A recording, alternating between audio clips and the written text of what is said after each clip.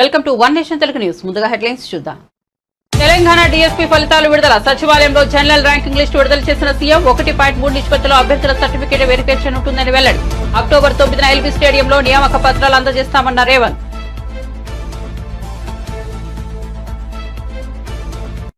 శ్రీధర్ బాబు చదువుకున్నవాడని గౌరవం ఉండేదన్న కేటీఆర్. కానీ ఇప్పుడు ఇష్టారీతిన మాట్లాడుతున్నారని మండిపాటు. బుల్డోజర్ వస్తే నాతో సహా అందరం అడ్డుపడతామన్న కేటీఆర్.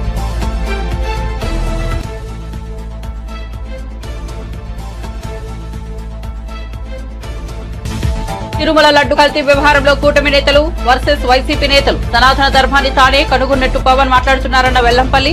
చంద్రబాబు తప్పు చేశాడు కాబట్టే పవన్ ప్రాయశ్చిత్త దీక్ష చేస్తున్నాడన్న వెల్లంపల్లి. ఎవరైనా చెప్పులు వేసుకుని దీక్ష చేస్తారా అంటూ విమర్శలు. చార్మినార్లోనూ నాకు వాటా ఉందంటారేమో. కాంగ్రెస్ ఎంపీకి లీగల్ నోటీసులు పంపిస్తున్నానన్న హరీష్ రావు. తనపై అబద్దపు ప్రచారం చేస్తున్నారని ఆగ్రహం. అనిల్ కుమార్ బహిరంగ క్షమాపణ చెప్పాలని డిమాండ్. లేదంటే పరువు నష్టం దావా వేస్తానని హెచ్చరిక.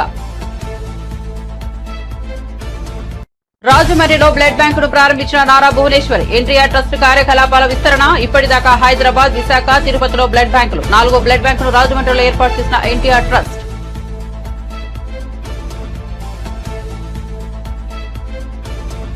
సోషల్ మీడియాలో రఘునందన్ రావు, మంత్రి కొండా సురేఖ ఫోటో. అసభ్యకర రీతిలో పోస్టు పెట్టి అవమానించారన్న కొండా సురేఖ. పోస్టు చూశాక అన్నం తినలేదని, నిద్రపోలేదని కంటతడి. ఈ ఫోటోను మీ చెల్లి అక్కకు చూపించాలని కేటీఆర్ కు సూచన. మంగళగిరి నియోజకవర్గం నుంచి స్కిల్ సెన్సెస్ కు శ్రీకారం. ఏపీ ప్రభుత్వం ప్రతిష్టాత్మకంగా చేపడుతున్న స్కిల్ సెన్సెస్ కార్యక్రమం. ఎన్నికల్లో ఇచ్చిన హామీ కార్యరూపం దాల్చుతున్న వైనం. మంగళగిరి నియోజకవర్గంతో పాటు తుళ్లూరు మండలాల్లో పైలట్ ప్రాజెక్ట్. 1,61,421 కుటుంబాల నుంచి వివరాల సేకరణ. ఇక వార్త వివరాల్లోకి వెళ్తే తెలంగాణలో టీచర్ పోస్టుల భర్తీ కోసం నిర్వహించిన డీఎస్సీ పరీక్ష ఫలితాలు విడుదలయ్యాయి. సీఎం రేవంత్ రెడ్డి సచివాలయంలో జనరల్ ర్యాంకింగ్ లిస్టు విడుదల చేశారు. 55 రోజుల్లోనే ఫలితాలను విడుదల చేసినట్టు ఈ సందర్భంగా ముఖ్యమంత్రి వెల్లడించారు. 1.3 నిష్పత్తిలో అభ్యర్థుల సర్టిఫికేషన్ వెరిఫికేషన్ ఉంటుందని తెలిపారు. అలాగే అక్టోబర్ 9వ తేదీన ఎల్బీ స్టేడియంలో నియామక పత్రాలు అందజేస్తామని రేవంత్ రెడ్డి స్పష్టం చేశారు. గత ప్రభుత్వం 10 ఏళ్లలో ఒకే ఒక్క డీఎస్పీ ఇచ్చిందని దుయ్యబట్టారు. ఈ 11,062 ఉద్యోగాలకు గాను 2,79,838 మంది అభ్యర్థులు నమోదు చేసుకుంటే 2,46,584 మంది పరీక్షలు హాజరయ్యి 33 జిల్లాలలో 54 సెంటర్లలో స్కూల్ అసిస్టెంట్లు, సెకండరీ గ్రేడ్ టీచర్లు, లాంగ్వేజ్ పండిట్లు, ఫిజికల్ ఎడ్యుకేషన్ టీచర్లు, ప్రాథమిక మరియు ఉన్నత స్థాయిలో స్పెషల్ ఎడ్యుకేషన్ టీచర్లు, ఈ అన్ని పోస్టులకు పరీక్షలు నిర్వహించడం జరిగింది. 18/7/2024 నుండి 5/8/2024 వరకు 26 ఆప్షన్స్ కింద ఈ పరీక్షలు నిర్వహించి ఈరోజు ఈ ఫలితాలను విడుదల చేయడం జరిగింది. ఈ ఫలితాలు ప్రధానంగా 1:3 ప్రాతిపదికన ఫలితాలను ప్రకటించి వాళ్ళ సర్టిఫికెట్ వెరిఫికేషన్స్, వాళ్ళ యొక్క మిగతా వివరాలను సంబంధిత జిల్లా కలెక్టర్లు, అధికారులు వెరిఫై చేసి ఫైనల్ నియామకాలు దసరా పండుగలోపు. తెలంగాణలో మీకు అందరికీ తెలుసు దసరాకున్న ప్రాధాన్యత. దసరా పండుగ అనేది మనకు సంతోషాన్ని తీసుకువచ్చే పండుగ. ప్రతి కుటుంబము ఎంత పేదవాడైనా దసరా పండుగను చాలా సంతోషంగా జరుపుకోవడం తెలంగాణ సాంప్రదాయం. ఆ దసరా పండుగ లోపలనే 9 అక్టోబర్ 2024 నాడు ఈ సర్టిఫికెట్ల వెరిఫికేషన్లు పూర్తి చేసి ఎల్బీ స్టేడియంలో ఈ 11,062 మంది టీచర్ల నియామక పత్రాలు వాళ్ళకు అందించడం ద్వారా రాబోయే దసరా పండుగ వాళ్ళ కుటుంబాలలో సంతోషాన్ని, పండుగ వాతావరణాన్ని తీసుకురావాలని చెప్పి మా ప్రభుత్వం భావిస్తుంది. ప్రధానంగా 10 సంవత్సరాలలో గత ప్రభుత్వం ఒకే ఒక టీచర్ నోటిఫికేషన్ ఇచ్చి అందులో వాళ్ళు చేపట్టిన నియామకాలు 7,857 టీచర్ల నియామకం. శ్రీ కల్వకుంట్ల చంద్రశేఖరరావు గారు మాజీ ముఖ్యమంత్రి గారు 10 సంవత్సరాలు ముఖ్యమంత్రిగా బాధ్యతలు చేపట్టి నిర్వహించి వారిచ్చిన DSC notification Telangana public service commission ద్వారా ఒకే ఒక్కసారి అందులో వారు నియమించింది 7,857 మంది టీచర్లను మాత్రమే. అంటే ఏ కోశాన కూడా విద్యాశాఖను ప్రక్షాళన చేసి పేదలకు అత్యంత నిరుపేదలకు విద్యను అందుబాటులోకి తీసుకొచ్చి తండాలలో గూడాలలో మారుమూల ప్రాంతాలలో గ్రామీణ ప్రాంతంలో ఉన్న తెలంగాణ పేదలకు విద్యను అందుబాటులోకి తీసుకురావాలన్న ఆలోచన గత ప్రభుత్వం. మంత్రి శ్రీధర్ బాబు చదువుకున్నవాడని సంస్కారం ఉన్నవాడని తమకు గౌరవం ఉండేదని కానీ ఆయనకు సహవాస దోషం అంటుకున్నట్లుగా ఉందని బీఆర్ఎస్ వర్కింగ్ ప్రెసిడెంట్ కేటీఆర్ విమర్శించారు. ఓటుకు నోటు దొంగలతో కలిసి కూర్చుని శ్రీధర్ బాబు కూడా చెడిపోయారన్నారు. అందుకే సంస్కారవంతుడైన శ్రీధర్ బాబు కూడా ఇష్టారీతిన మాట్లాడుతున్నారని దుజమెత్తారు. బీఆర్ఎస్ భవన్లో ఏర్పాటు చేసిన మీడియా సమావేశంలో మాట్లాడుతూ మూసీ బాధితులు ఏడుస్తుంటే కాంగ్రెస్ నేతలు ఇష్టారీతిన విమర్శలు చేస్తున్నారని వెంటబడ్డారు. అమృత్ స్కామ్ అయిందంటే కదలరు మెదలరు. అదేవిధంగా ఇతర ఎన్ని అంశాల్లో కూడా ఇప్పటివరకు నేను గమనిస్తా ఉన్నా. బీజేపీ ఎంపీలందరూ కాంగ్రెస్ ఎంపీల కంటే ఎక్కువ ఉత్సాహాన్ని ప్రదర్శిస్తూ రేవంత్ రెడ్డికి తప్పెట తాళాలు కొట్టుకుంటూ మంచిగా బ్రహ్మాండంగా చెక్కబదనం చేసుకుంటూ తిరుగుతున్నారు. ఇక వాళ్ళ నుంచి ఏం ఎక్స్పెక్ట్ చేయాలి బ్రదర్?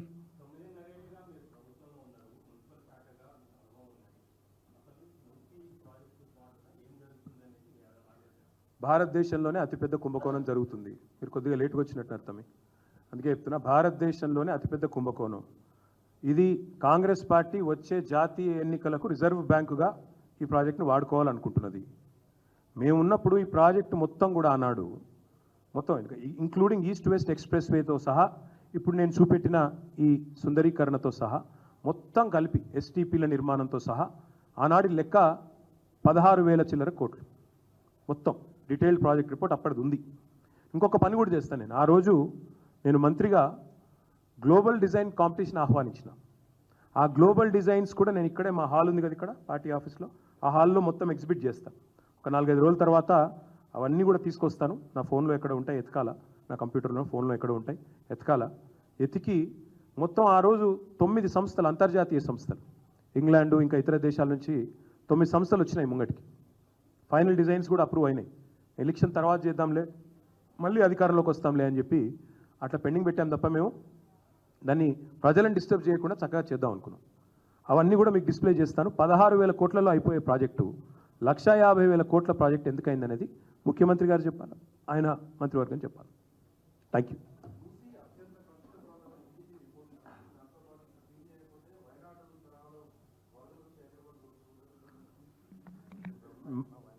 మూసీని ప్రక్షాళన చేయాల్సిందే. ప్రక్షాళన అంటే ఏంటి బ్రదర్? అందులో మురికి నీరు ఉండకూడదు. దానికోసం ఏం చేశాము? 4,000 కోట్ల రూపాయలతో ఎస్టీపీలు కట్టాము. మీరు దయచేసి మొన్న నాతో వచ్చారు, మీరు ఏది ఫతేనగర్ ఎస్టీపీకి వచ్చినారు, ట్రీటెడ్ వాటర్ చూశారు. మిగతా అన్ని ఎస్టీపీలు కూడా నేను తిరుగుతాను, మీరు కూడా రండి చూపెడతాను. ట్రీట్మెంట్ ఆల్రెడీ చేస్తున్నాం. మూసీలోకి ఇంకా అది అత్యంత కలుషితమైన అనే మాట భవిష్యత్తులో ఉండదు, ఎందుకంటే థ్యాంక్స్ టు కేసీఆర్ ఆల్రెడీ ఎస్టీపీలు అయిపోయినాయి.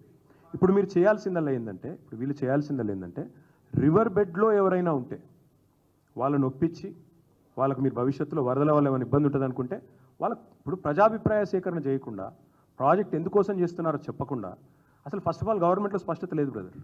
సుందరీకరణ చేస్తున్నారా, మీరు అన్నట్టు ప్రక్షాళన చేస్తున్నారా, లేదా రివర్ ఫ్రంట్ డెవలప్మెంట్ చేసి పక్కకి ఏమైనా బిల్డింగ్లు కడతారా? కానీ నేను లాస్ట్కి ఒక ప్రశ్న అడుగుతా రాకేష్.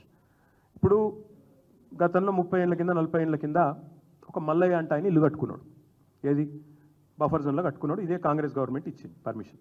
30 ఏళ్ళకెళ్ళి ఆడు ఉంటాడు, ఇంకా కూడా లోనో గినో తీసుకోవచ్చు, దాని మీద ఉంటుంది. ఇప్పుడు ఆ మల్లయ్య ఇల్లు కూడా కొట్టి రేపు మాల్ కడతా అంటే ఏం కాన్సెప్ట్ ఏంది అసలు? అంటే మల్లయ్య ఇంట్లోకి వెళ్ళి వచ్చే సీవేజ్ ఏమో సకటిది కాదు, రేపు మాల్ కడతాన్లోకి వెళ్ళి వచ్చే సీవరేజ్ మాత్రం పర్వాలేదా?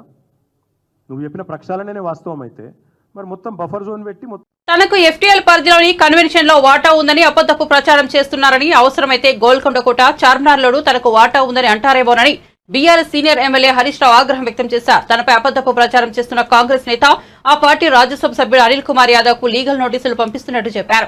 ఈ మేరకు ఎక్స్ వేదికగా ఆయన ట్వీట్ చేశారు. తనకు బహిరంగ క్షమాపణ చెప్పకుంటే పరువు నష్టం దావా వేస్తానని వెల్లడించారు. పరువు నష్టం దావాకు అనిల్ కుమార్ సిద్ధంగా ఉండాలని హెచ్చరించారు. ప్రజా సమస్యలపై పోరాడుతున్న తనపై బురద చల్లే వికృత రాజకీయాలకు కాంగ్రెస్ ప్రభుత్వం తెరలేపిందని విమర్శించారు. ప్రభుత్వంపై వస్తున్న వ్యతిరేకతను డ్రైవర్ట్ చేయడానికే గ్లోబల్స్ ప్రచారాలను ఆశ్రయిస్తున్నారని అన్నారు.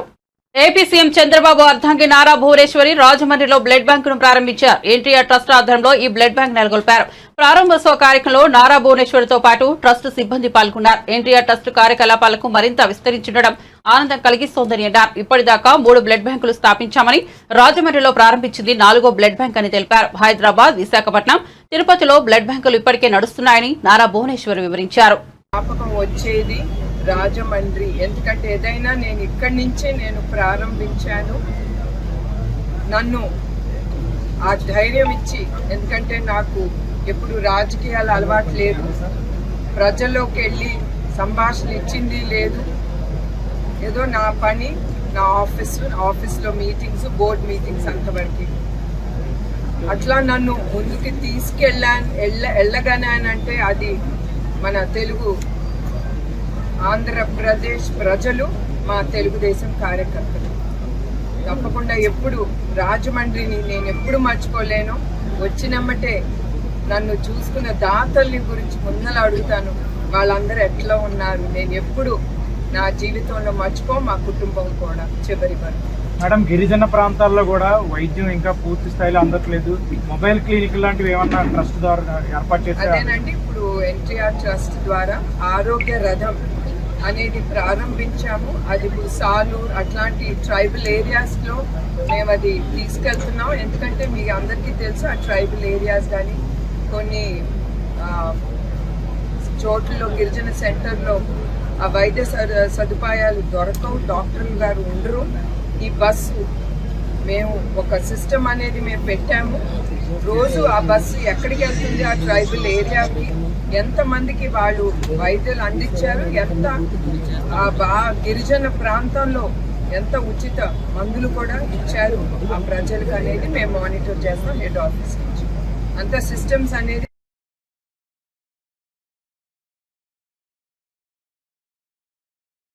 నేను రాజమహేంద్రవరం ప్రజల కంటే కూడా నా కుటుంబ సభ్యులకి, ఎందుకంటే ఆ 53 రోజులు మరవలేని విషయం.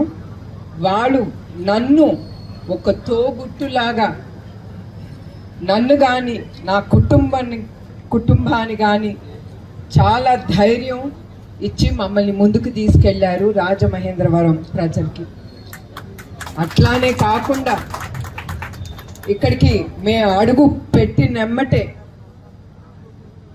ఇక్కడ దాతలు అడగకుండా మా కుటుంబానికి ఆశ్రయం ఇచ్చారు.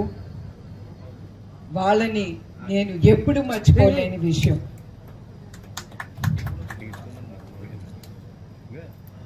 ఇక్కడ ఎంత బాధలో ఉన్నా కూడా ప్రజలు వాళ్ళని చూసి నాకు ధైర్యం వచ్చి, మేము కానీ మా కుటుంబ సభ్యులు కానీ, ఎందుకంటే ఆ సమయంలో నేను నా కోడలే ఉన్నాం ఇక్కడ. అట్లాంటి సమయంలో ఆ దాతలు, ప్రజలు, మళ్ళీ చెప్తున్నాను, ఎంత చెప్పినా నా మనసుకి తృప్తి ఉండదు. లడ్డూలో కల్తీ జరిగితే ఇన్ని రోజులుగా ఏం చేస్తున్నారు? బాధ్యులను ఎందుకు అరెస్టు చేయడం లేదంటూ చంద్రబాబు నీచ రాజకీయాలపై మాజీ మంత్రి వెల్లంపల్లి శ్రీనివాస్ మండిపడ్డారు. ఆయన తాడేపల్లిలోని వైఎస్ఆర్సీపీ కేంద్ర కార్యాలయంలో మీడియా సమావేశంలో మాట్లాడుతూ వైఫల్యాల నుంచి తప్పించుకునేందుకు బాబు డైవర్ట్ పాలిటిక్స్ చేస్తున్నారంటూ ధ్వజమెత్తారు. శ్రీవారి భక్తులు చెప్పుకునే బాబు ఇలాంటి రాజకీయం చేస్తారా? జూలై 23న రిపోర్ట్ వస్తే సెప్టెంబర్ 19 వరకు ఏం చేశారు? 2 నెలల ల్యాబ్ రిపోర్టును ఎందుకు బయటపెట్టలేదంటూ వెల్లంపల్లి శ్రీనివాస్ నిలదీశారు. చంద్రబాబు ఈవో మాటలకు పొంతనలేదు, మీ దగ్గర ఆధారాలుంటే చర్యలు తీసుకోవాలి కదా, సిట్ ఎందుకు అంటూ వెల్లంపల్లి దుయ్యబట్టారు. విచారణలో చాలా వరకు వ్యాఖ్యలు బయటికి రావడం జరిగింది. ఏదైతే ఒక రాజ్యాంగబద్ధమైన పోస్టులో ఉన్న ముఖ్యమంత్రి ఏ విధంగా కల్తీ జరుగుతుంది అని చెప్పి సుప్రీంకోర్టు ప్రశ్నించడం కానివ్వండి, ఆ నెయ్యిని వాడినట్టుగా ఆధారాలు దొరకలేదని చెప్పడం కానివ్వండి, సుప్రీంకోర్టు తీర్పులో వచ్చిన ఇవన్నీ కూడా ఈరోజు విచారణలో వచ్చిన మాటలన్నీ కూడా. అదేవిధంగా ఏదైతే ఈ ప్రభుత్వం తరపున, అంటే మన చంద్రబాబు ప్రభుత్వం తరపున వాదించిన అడ్వకేట్ కూడా ఆ ట్యాంకర్లు వాడలేదని చెప్పడం కానివ్వండి, పూర్తిగా కూడా చాలా వరకు భక్తుల మనోభావాలకి ఆవేదనకి గురి కాకుండా ఉండే విధంగా ఈరోజు సుప్రీంకోర్టు యొక్క వ్యాఖ్యలు చూస్తే అర్థమవుతుంది.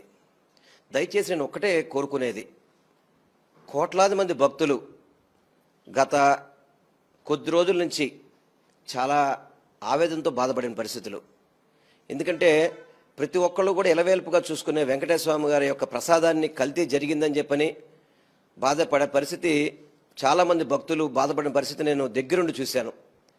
ఈరోజు సాక్ష్యాధారాలతో సహా సుప్రీంకోర్టులో, అంటే ఇటు వైవి సుబ్బారెడ్డి గారు కానీ వేనేయండి, లేకపోతే సుబ్రహ్మణ్య స్వామి గారు వేనేయండి, ఇతరులు చాలామంది కూడా దీని మీద సుప్రీంకోర్టులో విచారణకి కోరుకున్న పరిస్థితులు మనం చూసాం.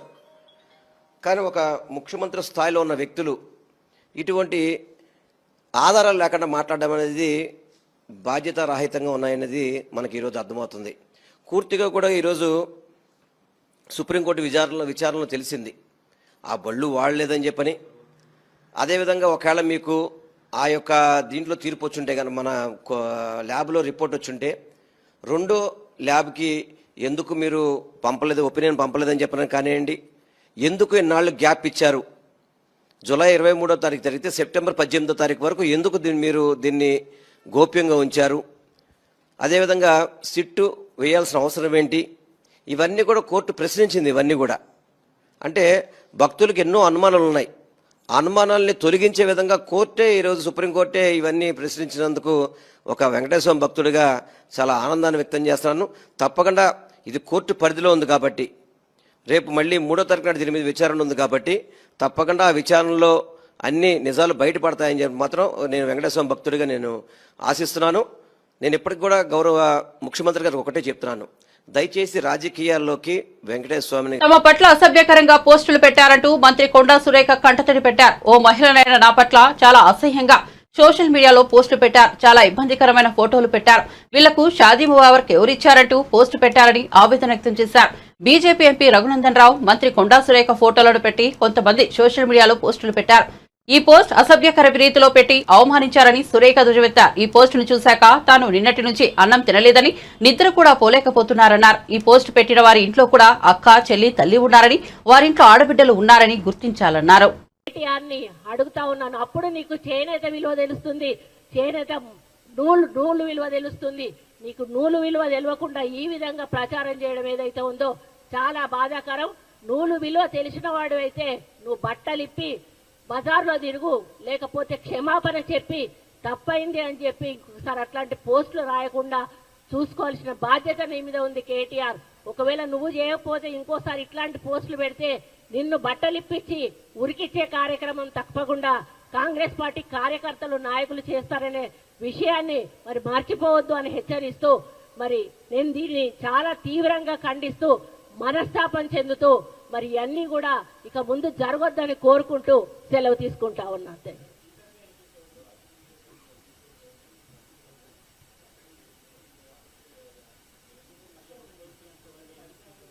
అది స్పీకర్ నోటికి తీసుకెళ్లాము. పార్టీ తరఫున మేము అంతా అంటే ఏదో వేసేసారులే అంతటితో ఆగిపోతుంది అనుకున్నాము. కానీ ఈ రోజు ఇక్కడ దాకా వచ్చినప్పుడు ఆగిపోయే ప్రసక్తే లేదు. ఇక సీఎం గారు నోటీస్ కు కూడా వెళ్ళింది. ఇక ముందు ఇట్లాంటివి పూర్తిగా జరగకుండా యాక్షన్ తీసుకోమని చెప్పి సీఎం గారు ఆల్రెడీ ఇన్స్ట్రక్షన్స్ కూడా ఇవ్వడం జరిగింది. అదే కదా, వాళ్ళు మనుషులు కాదు మృగాలని చెప్తున్నది కదా. స్పీకర్ గారు వారి పరిధిలోది వారు తీసుకుంటారు, వాళ్ళని మేము ఆదేశించే వాళ్ళం కాదు. కానీ మా తరఫున మాత్రం అన్ని ఖండిస్తా ఉన్నాము. ఇక ముందు ఇట్లాంటిది జరగకుండా సీఎం గారు మరియు పిసిసి అధ్యక్షులు కూడా చాలా సీరియస్ గా తీసుకున్నారు. మరి దాన్ని ఇక ముందు జరగకుండా చూసుకునే బాధ్యత మాది. ఇక ముందు జరిగితే ఏం చేయాలో చేసే బాధ్యత కూడా మాది.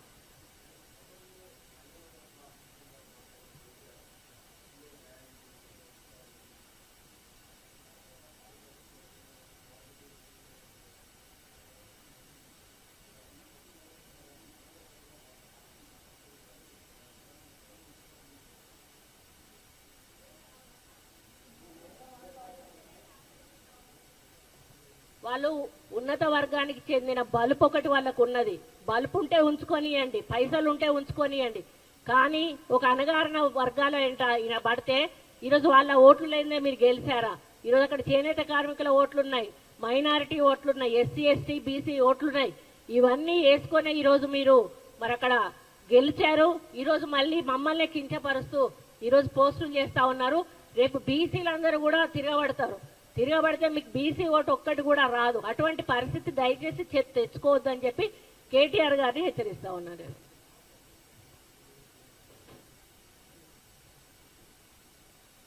చాలా ఉన్నాయి చెప్పాలంటే. వాళ్ళు ఎమ్మెల్యేలుగా ఉన్నప్పుడు వాళ్ళ మీద వచ్చిన అలిగేషన్స్ కానీ, మహిళలను ఏదైనా పని అడిగితే రావాలి అని అడగడం కానీ, కౌశిక్ రెడ్డి మాట్లాడిన మాటలు కానీ, గవర్నర్ గారిని కామెంట్ చేస్తూ మాట్లాడిన మాటలు కానీ, అంటే వాళ్ళకు మహిళల మీద ఏమాత్రం గౌరవం ఉన్నదో వాళ్ళు మాట్లాడిన మాటలు మీకు తెలియంది కాదు.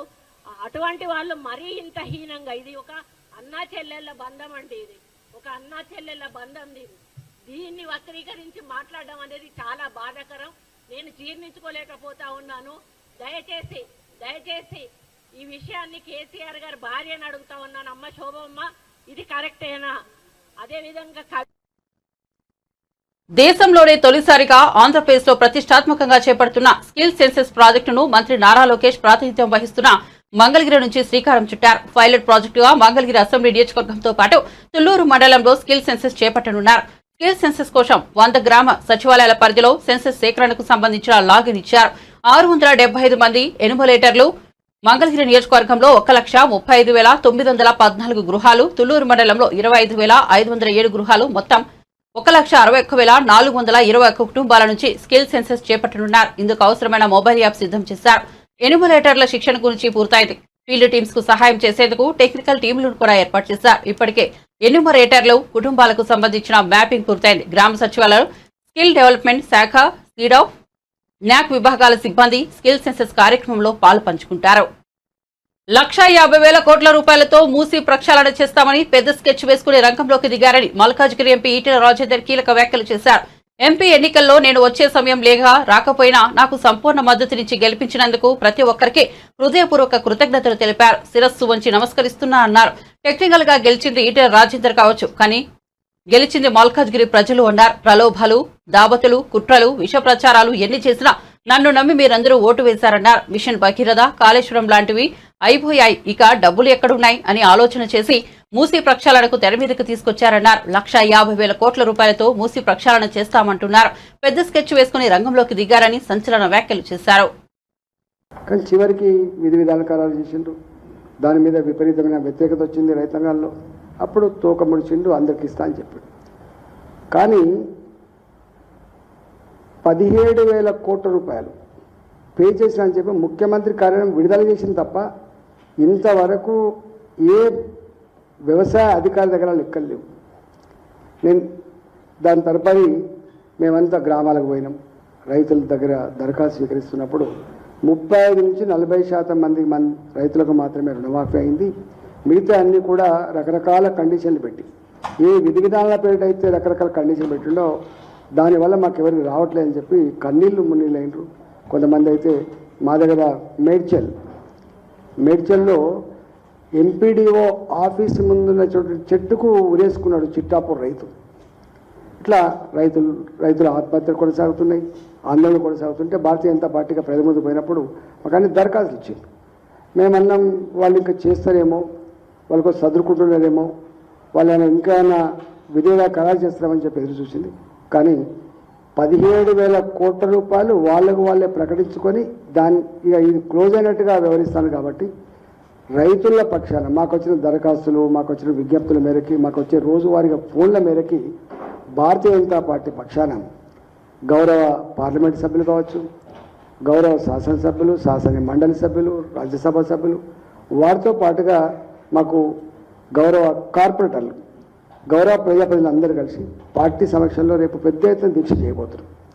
నేను ఒకటే యావత్ తెలంగాణ రైతాంగానికి విజ్ఞప్తి ఏంటంటే, రేవంత్ రెడ్డి మోసపు మాటలకు మారుపేరుగా నిలిచింది కాబట్టి, అబద్ధాలే ఆయన జీవితం కాబట్టి, ఆయన ఫిలాసఫీ కాబట్టి, ఇవాళ ప్రజాందోళన తప్ప మనం ఐక్యమై ఆందోళన చేస్తే తప్ప ఈ సర్కారు మెడలు వంచితే తప్ప మనకు రుణమాఫీ కాదు. కాబట్టి తెలంగాణ వ్యాప్తంగా ఎంతమందికైతే రుణమాఫీ రాక ఇవాళ బెంగటిల్తున్నారో, ఇవాళ అప్పుల పాలై ఆగమవుతున్నారో, వాళ్ళందరినీ కూడా రేపు ఇందిరా పార్కు ధర్నాలో పాల్గొనవలసిందిగా నేను విజ్ఞప్తి చేస్తున్నాను. రేపు ఉదయం 11 గంటల నుంచి మొదలుపెట్టి ఎల్లుండి ఉదయం 11 గంటల వరకు ఉంటుంది కాబట్టి ఇవాళ ఇది 24 అవర్స్ దీక్ష కాబట్టి దయచేసి ఎవరెవరి రైతులైతే ఇవాళ మాకు ఫోన్ చేస్తున్నారో, ఏ రైతులైతే మా పార్టీ పక్షాన ఊళ్ళలోకి వచ్చినప్పుడు మాకు మీ నివేదికలు ఇచ్చిండ్రో వాళ్ళందరూ కూడా తల్లి వచ్చి దీన్ని విజయవంతం చేయాలని చెప్పి నేను కోరుతా ఉన్నా. రేవంత్ రెడ్డి ఆయనకు సెన్సిటివిటీ కానీ, అయ్యో ప్రజలు అనేటువంటి భావన కానీ, రైతాంగానికి అబద్ధం ఆడితే మంచిది కానటువంటి సోయి లేదు. ఇలా రుణమాఫీ చేయకపోతే నాకు తెలిసి రైతు బంధు హైదరాబాద్ ను వరల్డ్ బెస్ట్ సిటీగా మారుస్తామని మంత్రి శ్రీధర్ బాబు అన్నారు. పీపీపీ కింద మూసీ ప్రాజెక్టు చేపడతామని ప్రకటించారు. మూసీలోకి గోదావరి నీళ్లు తీసుకొస్తామని అన్నారు. మూసీపై లింక్ రోడ్లు నిర్మిస్తామని చెప్పారు. మూసీ ప్రక్షాళనపై గత బీఆర్ఎస్ ప్రభుత్వం ఏం చేస్తుందని మంత్రి శ్రీధర్ బాబు ప్రశ్నించారు. హైదరాబాద్ మూసీ నిర్వాసితులకు న్యాయం చేస్తామని మంత్రి శ్రీధర్ బాబు తెలిపారు. పేదల సొంతింటికల నెరవేర్చుతామని అన్నారు. సొంతిల్లు లేని వారికి ఇందిరమ్మ ఇల్లు ఇస్తామని హామీ ఇచ్చారు. తెలంగాణ సచివాలయంలో మంత్రి శ్రీధర్ బాబు బీడా సమావేశం ఏర్పాటు చేశారు. ఈ సందర్భంగా మంత్రి మాట్లాడుతూ పేదవారికి కాంగ్రెస్ ప్రభుత్వం అండగా ఉంటుందని మంత్రి శ్రీధర్ బాబు మాటిచ్చారు. గ్రేటర్ హైదరాబాద్కు సంబంధించి కానీ అక్కడి నుంచి వికారాబాద్ నుంచి మొదలుకొని నల్గొండ జిల్లా వాసులకు అందరికీ ఈరోజు క్లీన్ వాటర్, శుద్ధమైన నీరు ప్రవహించే విధంగా ఏర్పాట్లు చేయడానికి ఒక కార్యాచరణ తీసుకెళ్తా ఉంటే దీన్ని ఏ విధంగా అడ్డుకోవాలి అనే యోచనతో ప్రత్యేకించి టీఆర్ఎస్కు సంబంధించిన కొంతమంది పెద్దలు దాన్ని అవకాశంగా ఉపయోగించుకొని ఎక్కడైనా చిన్న పొరపాటు ఎక్కడైనా జరిగితే దాన్ని భూతద్దంలో పెట్టి చూపెట్టే ప్రయత్నం చేస్తూ ఉన్నారు. హైడ్రాకు సంబంధించి కూడా నేను యావత్ ఈ గ్రేటర్ హైదరాబాద్కు సంబంధించిన ప్రజానికాన్ని కోరుతా ఉన్నాం. ప్రభుత్వం తరఫున పేదవారికి ఎక్కడ ఇబ్బంది కలగకుండా చూస్తాం. ఎవరైతే నిజంగా కష్టపడి ఇల్లు కొనుక్కున్నారో కొన్ని సందర్భాల్లో ఇవన్నిటినీ ఎఫ్టీఎల్లో వస్తుందని దాచిపెట్టి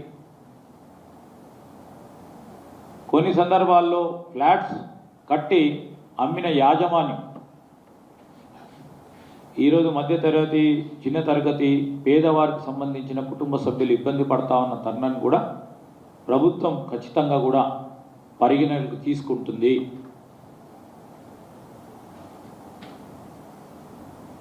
ఎక్కడైతే రిజిస్ట్రేషన్స్ జరిగినాయో మున్సిపాలిటీ పరంగా పర్మిషన్ ఇవ్వటం జరిగిందో ఇట్స్ ఎ కంటిన్యూస్ ప్రాసెస్. తప్పు ఒప్పులను సమీక్షించుకొని పేదవారిపై బాధపడకుండా చూస్తాం. సంస్థకు సంబంధించి తెలిసి ఇచ్చిండ్రా తెలియకుండా ఇచ్చిండ్రా, ఏ విధమైన పొరపాట్లు జరిగినాయి, ఆ పొరపాట్లకు కారణం ఏందని, ఆ అధికారులు ఎవరని, అధికారులపైన ఒత్తిడి ఎవరు తీసుకొచ్చిండ్రు, వాటి కారణం ఏమైందని తప్పకుండా ప్రక్షాళన చేస్తాం అదంతా. కానీ ప్రజలపై ఆ అధికారులు కానీ లేకుంటే బడా సంస్థలు చేసిన పొరపాట్లు వీరిపై రుద్దే ప్రయత్నం చేయదు ఈ ప్రభుత్వం అని నేను ప్రత్యేకంగా ఈ సందర్భంలో తెలియజేస్తా ఉన్నాం. ఈరోజు నిన్నటి నుంచి చూస్తూ ఉన్నాం 2-3 చిన్న అంశాలను పెట్టుకొని తప్పకుండా చెప్తా ఉన్నాం. ఎవ్వరు కూడా ఆందోళన పడొద్దని చెప్తా ఉన్నాం. ఇప్పటికీ ఆందోళన పడి ఇబ్బంది పడకూడదు. ఎవరికైతే అనుమానాలు ఉంటాయో ఆ అనుమానాలు కానీ లేకుంటే ఎవరికైతే కొన్ని సందర్భాల్లో కొన్ని అంశాలు ప్రభుత్వ దృష్టికి కూటమి ప్రభుత్వంలో ఆంధ్రప్రదేశ్ అరాచకాలకు అడ్డగా మారిందని, దగ్గరుండి మరీ కూటమి నేతలే దాడులు చేయిస్తున్నారని మాజీ మంత్రి మేరుగ నాగార్జున అన్నారు. వైఎస్ఆర్సీపీ ప్రధాన కార్యాలయంలో జరిగిన మీడియా సమావేశంలో మేరుగ మాట్లాడారు. పోలీసులు కూడా దాడి చేసే వారికే సలాం కొడుతున్నారు. ఏపీలో రెడ్ బుక్ రాజ్యాంగం నడుస్తోందని తెలిపారు. కూటమి ఎమ్మెల్యేలు రౌడీలాగా వ్యవహరిస్తున్నారని తెలిపారు. ఇళ్లకు వెళ్లి జనాల చొక్కాలు పట్టుకుని బయటకు లాగుతున్నారన్నారు. అడ్డుగోలుగా దాడులు చేస్తున్నారని తెలిపారు. చంద్రబాబు వైఖరి వల్లే ఇన్ని దారుణాలు జరుగుతున్నాయన్నారు. ఈ దాడులు ఆపాలని ఏనాడు చంద్రబాబు ఎందుకు మాట్లాడలేదని నిలదీశారు. ఈరోజు ఆంధ్రప్రదేశ్లో కూటమి ప్రభుత్వం వచ్చిన తర్వాత అరాచకాలకు అడ్డాగా నిలిచిపోయింది. ఎందుకంటే దారుణాలు కానీ, అఘాయిత్యాలు కానీ, అమానుషాలు కానీ పెరిగిపోయినాయి. కూటమి నేతలు దగ్గరుండి దాడులు చేయిస్తూ ఉన్నారు, గొడవలు చేయిస్తూ ఉన్నారు. రాష్ట్రంలో రెడ్ బుక్ రాజ్యాంగానికి పోలీసు వ్యవస్థ సలాం చేస్తూ ఉంది. అధికార పార్టీ నాయకులు ఏది చెబితే అది. బాధితులు ఎవరన్నా పోలీస్ స్టేషన్కి వెళితే తిరిగి వాళ్ళ మీద కేసులు పెట్టించే సంస్కృతిని ఈ రాష్ట్రంలో చంద్రబాబు నాయుడు గారు ప్రభుత్వం తీసుకొచ్చిందని చెప్పడానికి సిగ్గుపడతా ఉన్నాం. కూటమి ఎమ్మెల్యేలు వీధి రౌడీల్లాగా ఒక ప్రక్క ఆస్తులు ధ్వంసం చేస్తున్నారు, దాడులు చేస్తున్నారు, అఘాయిత్యాలు చేస్తున్నారు, మీడియా ప్రతినిధులు ఇళ్లకెళ్ళి భయభ్రాంతులు చేస్తూ ఉన్నారు. చివరికి అధికారులు చొక్కాలు కూడా పట్టుకొని భయపెట్టే పరిస్థితి ఆంధ్రప్రదేశ్లో దాపురించిందంటే ఆంధ్రప్రదేశ్లో కూటమి ప్రభుత్వ పనితీరు ఎలా ఉందో అర్థమవుతా ఉంది. ఎందుకంటే వీటన్నిటికీ కారణం చంద్రబాబు నాయుడు గారి వైఖరి. ప్రతిదాన్ని రాజకీయ కోణంలో చూస్తాం. న్యాయం ధర్మం అనేది మరచి రాజకీయ కోణాన్నే ఎంచుకున్న రాజకీయ నాయకుడిగా చంద్రబాబు ఉండటం వల్లనే ఈ దారుణాలు జరుగుతా. బులెటిన్ ముగించే ముందు హెడ్లైన్స్ మరోసారి చూద్దాం. తెలంగాణ డీఎస్పీ ఫలితాలు విడుదల. సచివాలయంలో జనరల్ ర్యాంకింగ్ లిస్టు విడుదల చేసిన సీఎం 1.3 నిష్పత్తిలో అభ్యర్థుల సర్టిఫికేట్ వెరిఫికేషన్ ఉంటుందని వెల్లడి. అక్టోబర్ 9న ఎల్బీ స్టేడియంలో నియామక పత్రాలు అందజేస్తామన్న రేవంత్.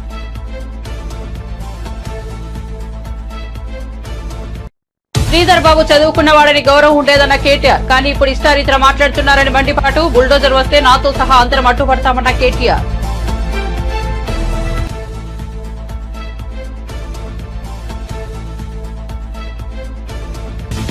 తిరుమల లడ్డు కల్తీ వ్యవహారంలో కూటమి నేతలు వర్సెస్ వైసీపీ నేతలు. సనాతన ధర్మాన్ని తానే కనుగొన్నట్టు పవన్ మాట్లాడుతున్నారన్న వెల్లంపల్లి. చంద్రబాబు తప్పు చేశాడు కాబట్టే పవన్ ప్రాయశ్చిత్త దీక్ష చేస్తున్నాడన్న వెల్లంపల్లి. ఎవరైనా చెప్పులు వేసుకుని దీక్ష చేస్తారా అంటూ విమర్శలు.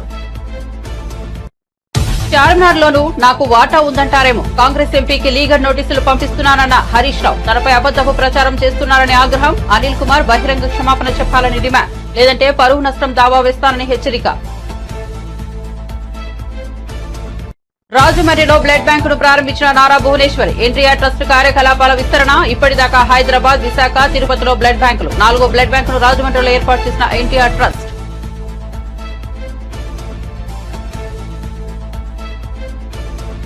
సోషల్ మీడియాలో రఘునందన్ రావు, మంత్రి కొండా సురేఖ ఫోటో. అసభ్యకర రీతిలో పోస్ట్ పెట్టి అవమానించారన్న కొండా సురేఖ. పోస్ట్ చూశాక అన్నం తినలేదని, నిద్రపోలేదని కంటతడి. ఈ ఫోటోను మీ చెల్లి అక్కకు చూపించాలని కేటీఆర్ కు సూచన. మంగళగిరి నియోజకవర్గం నుంచి స్కిల్ సెన్సెస్ కు శ్రీకారం. ఏపీ ప్రభుత్వం ప్రతిష్టాత్మకంగా చేపడుతున్న స్కిల్ సెన్సెస్ కార్యక్రమం. ఎన్నికల్లో ఇచ్చిన హామీ కార్యరూపం దాల్చుతున్న వైనం. మంగళగిరి నియోజకవర్గంతో పాటు తుళ్లూరు మండలాల్లో పైలట్ ప్రాజెక్ట్. 1,61,421 కుటుంబాల నుంచి వివరాల సేకరణ. మరిన్ని అప్డేట్స్ కోసం చూస్తూనే ఉండండి వన్ నేషన్ తెలుగు న్యూస్.